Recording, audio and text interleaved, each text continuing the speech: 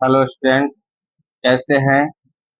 आज हम आप लोग के बीच प्रकाश का अपवर्तन का एमसीक्यू क्वेश्चन, जो काफी वीवीआई प्रश्न है, जो हर बार Bihar board and CBSE board में पूछा जाता है, जो परीक्षा की दृष्टि से काफी महत्वपूर्ण रहने वाला है।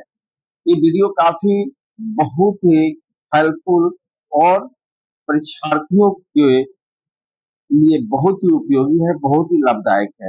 अतः इस वीडियो को शुरू से लेकर के अंत तक अवश्य देखिएगा। इसमें क्या एक एक प्रश्न बड़ी मेहनत से लाया गया है, जो आपकी परीक्षा को सफल होने में बहुत ही महत्वपूर्ण भूमिका निभाएगा। तो बच्चों, ध्यान से इस प्रश्न को बारी बारी से देखेंगे।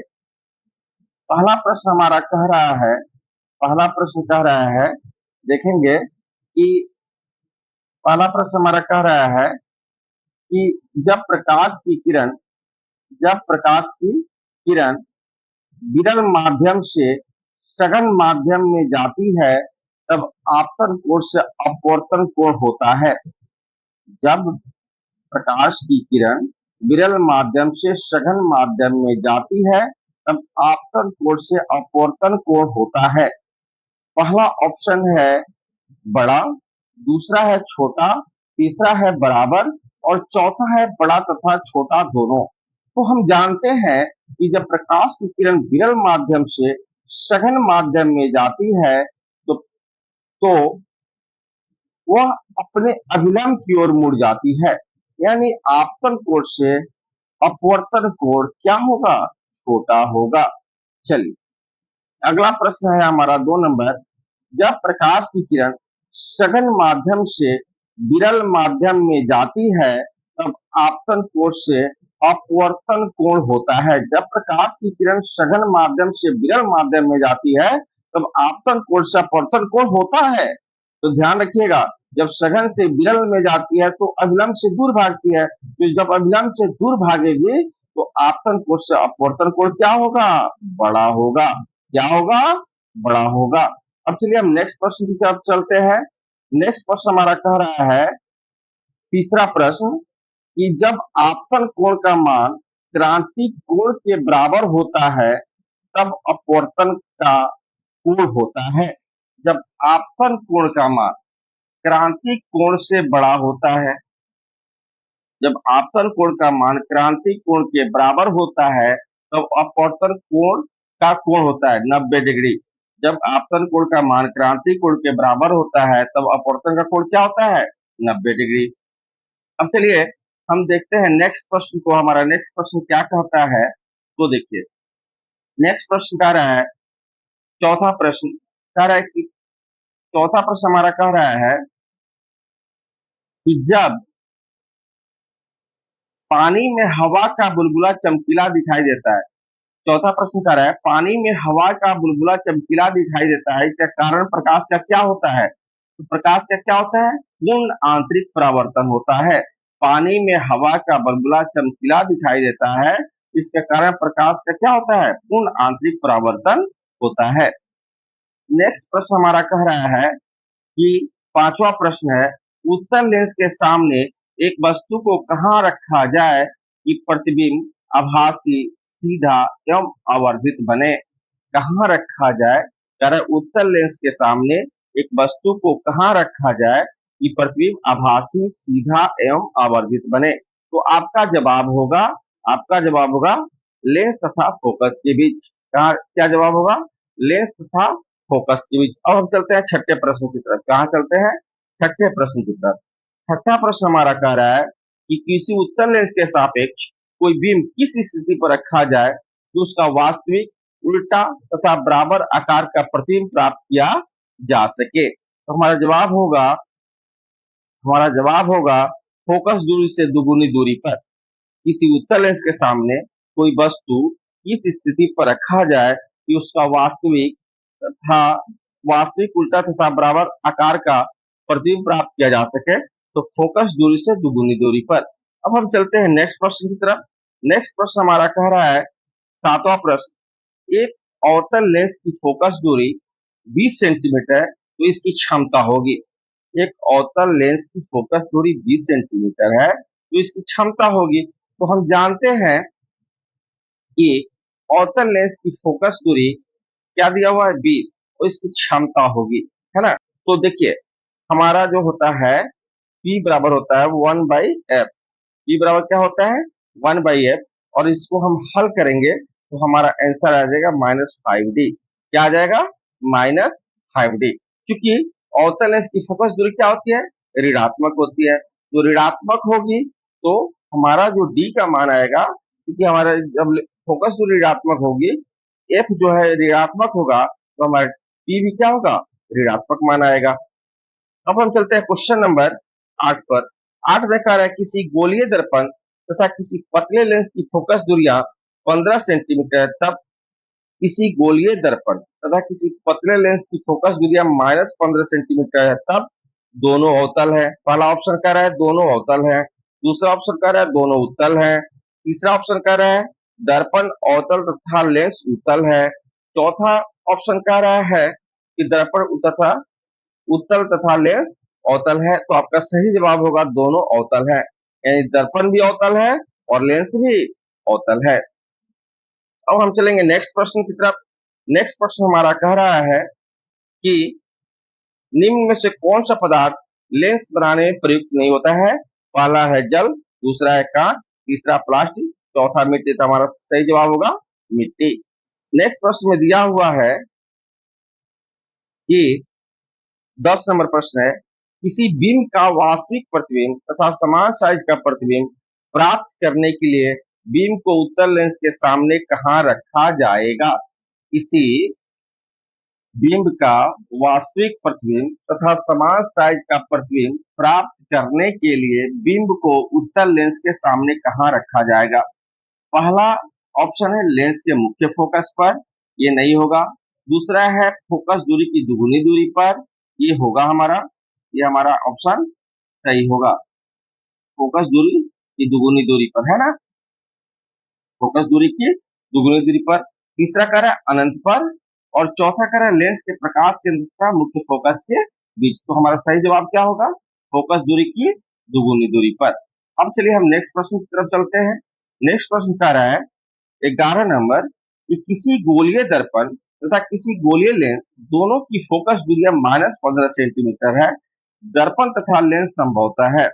पहला ऑप्शन है दोनों अवतल, दोनों उत्तल, दर्पण अवतल तथा लेंस उत्तल, चौथा है दर्पण उत्तल तथा लेंस अवतल। हमारा सही जवाब होगा कि दोनों अवतल है। हमारा सही जवाब क्या होगा, दोनों अवतल है। अब हम चलते हैं नेक्स्ट प्रश्न 12 नंबर, कांच की एक आयताकार स्लैब से तिरछी किरण गुजारने पर आपतित एवं निर्गत किरण के बीच पार्श्विक विस्थापन होता है। पहला ऑप्शन है स्लैब की मोटाई के समानुपाती, दूसरा है स्लैब की मोटाई के व्युत्क्रमानुपाती, तीसरा है स्लैब की मोटाई के बराबर, और चौथा है स्लैब की मोटाई पर निर्भर नहीं करता है। तो हमारा सही जवाब होगा स्लैब की मोटाई के व्युत्क्रमानुपाती। चलिए नेक्स्ट प्रश्न की तरफ चलते हैं। वो दिया हुआ है हवा से कांच के स्लैब पर लंबवत आपतन के समय अपवर्तन का कोण होता है। हवा से कांच के स्लैब पर लंबवत आपतन कोण के समय अपवर्तन का कोण होता है। तो हमारा जवाब होगा, क्या जवाब होगा, पहला ऑप्शन दिया है 0 डिग्री, दूसरा दिया है 90 डिग्री, तीसरा ऑप्शन है 0 डिग्री से 90 डिग्री के बीच, चौथा इनमें से कोई नहीं। तो हमारा करेक्ट जवाब होगा 0 डिग्री से 90 डिग्री के बीच। चलते हैं नेक्स्ट प्रश्न की तरफ। नेक्स्ट प्रश्न कह रहा है 14 नंबर प्रश्न हमारा, जब प्रकाश की किरण सघन माध्यम से विरल माध्यम में जाती है, तब अपने पथ से विचलित बिना सघन माध्यम में प्रवेश कर जाती है। तो संभव ही नहीं है, क्योंकि प्रकाश जब एक माध्यम से दूसरे माध्यम में जाती है तो उसके पथ में क्या होता है, परिवर्तन होता है। तो ये सघन से कहां जा रही है, विरल में जा रही है, तो निश्चित रूप से अवलंब से दूर भागेगी। दूसरा ऑप्शन है आपतन बिंदु पर खींचे गए अवलंब की ओर मुड़ जाती, कदापि नहीं, ये तो जब विरल से सघन में आते हैं तब मुड़ती है। हमारा कह रहा है सघन माध्यम से कहा जा रहा है, विरल में, तो ये अवलंब से दूर भागेगी। तो तीसरा ऑप्शन सी है, अविलंब से दूर हट जाती है। बिल्कुल करेक्ट जवाब हमारा होगा, अविलंब से दूर हट जाती है। अब चलते हैं नेक्स्ट प्रश्न की तरफ। 15 नंबर हमारा क्या कह रहा है, एक लेंस की क्षमता निम्नलिखित में से किससे व्यक्त की जाती है। तो P बराबर 1/2 है, बी बराबर बी, दूसरा ऑप्शन है F/2, तीसरा ऑप्शन है P बराबर 1/f और चौथा ऑप्शन है P बराबर f। तो हमारा करेक्ट जवाब होगा P बराबर 1/f। चलते हैं नेक्स्ट प्रश्न 16 को देखते हैं। इसी लेंस की फोकस दूरी निर्भर करता है लेंस की वक्रता त्रिज्या पर, लेंस के पदार्थ के अपवर्तनांक पर, प्रकाश का रंग, इन सभी पर। तो हमारा सही जवाब होगा लेंस की वक्रता त्रिज्या पर, क्योंकि हम जानते हैं कि F बराबर होता है R/2 या R बराबर होता है 2F, है ना। 17 नंबर प्रश्न, निम्नलिखित में कौन लेंस की क्षमता का मात्रक नहीं है? तो जूल, वाट, डायप्टर, कोई नहीं। तो देखिए लेंस की क्षमता का मात्रक तो डायप्टर होता ही है, वाट, जूल कोई नहीं। तो यहाँ दो दो ऑप्शन आ रहा है। जूल जो होता है लेंस की क्षमता का ऐसा मात्रक हो ही नहीं सकता है, लेंस का ऐसा ही मात्रक, लेंस की क्षमता का ऐसा ही मात्रक जूल होगा ही नहीं होगा, ठीक है। तो अगला क्या है? वाट, तो वाट भी नहीं होगा। तीसरा है डायोप्टर, चौथा है कोई नहीं। तो हमारा जवाब क्या होगा? सॉरी, जूल होगा, वाट होगा, डायोप्टर, तीनों लेंस की क्षमता का ऐसा ही मात्रक है। हमारा ऑप्शन क्या हो जाएगा? कोई नहीं। हमारा ऑप्शन क्या हो जाएगा? कोई नहीं। चलिए अब अगले प्रश्न की देखते हैं। निम्नलिखित में से किसका अपवर्तनांक सबसे अधिक होता है? तो वायु, बर्फ, कांच, हीरा। तो हमारा ऑप्शन डी सही है, हीरा। हीरा का अपवर्तनांक सबसे अधिक होता है। अब हम चलते हैं नेक्स्ट प्रश्न 19 को देखते हैं। 19 क्या कर रहे हैं? निम्नलिखित में से किस लेंस को अभिसारी लेंस कहते हैं? पहला है उत्तल लेंस, दूसरा अवतल लेंस, तीसरा ए एवं बी दोनों अर्थात उत्तल लेंस और अवतल लेंस दोनों, चौथा है ऑप्शन है बाइफोकल लेंस। तो आपका सही जवाब होगा उत्तल लेंस, क्योंकि हम अभिसारी लेंस उत्तल लेंस को कहते हैं और अपसारी लेंस अवतल लेंस को कहते हैं। अब हम चलते हैं नेक्स्ट प्रश्न 20 नंबर को देखते हैं। 20 नंबर में देखते हैं कि क्या दिया हुआ है। 20 नंबर हमारा क्या कहता है? निम्नलिखित में किस माध्यम में प्रकाश की चाल सबसे अधिक होता है? तो कांच, पानी, लोहा, निर्वात। तो आपका जवाब होगा निर्वात। आपका जवाब क्या होगा? निर्वात होगा। आपका ऑप्शन डी सही होगा। अब हम चलते हैं नेक्स्ट प्रश्न 21 को देखते हैं। किस किसी लेंस की क्षमता -2d है, इसकी फोकस दूरी होगी। किसी लेंस की क्षमता -2d है तो इसकी फोकस दूरी होगी। तो हमारा देखिए 2d दिया हुआ है, तो इसकी फोकस दूरी निकालनी है। क्या निकालनी है? फोकस दूरी निकालनी है। तो हमारा सही जवाब होगा, हमारा ऑप्शन सी होगा। ऑप्शन सी होगा। हमारा सही जवाब क्या होगा? Option C. अब नेक्स्ट प्रश्न 22 को देखते हैं। किसी उत्तल लेंस की फोकस दूरी हमेशा होती है, तो आप जानिए कि किसी भी उत्तल लेंस की फोकस दूरी हमेशा क्या होती है? धनात्मक होती है। क्या होती है? धनात्मक। यानी हमारा ऑप्शन ए सही है। 23 में कह रहे हैं निर्वात में प्रकाश की चाल होती है, तो 3 गुने 10 के पावर 8 मीटर प्रति सेकेंड, 3 गुने 10 के पावर 8 सेंटीमीटर प्रति सेकेंड। सी ऑप्शन है 3 गुने 10 पावर 8 किलोमीटर प्रति सेकेंड और चौथा ऑप्शन इनमें कोई नहीं। तो हमारा करेक्ट जवाब है 3 गुने 10 का पावर 8 मीटर प्रति सेकेंड। अब हम चलते हैं नेक्स्ट प्रश्न की तरफ।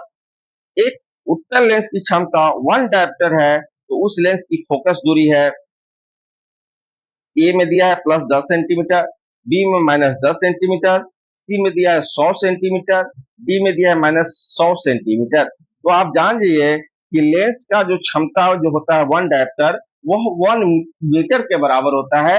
1 मीटर अर्थात 100 सेंटीमीटर, अर्थात हमारे ऑप्शन सी 100% सही होगा। अब हम चलते हैं लास्ट प्रश्न।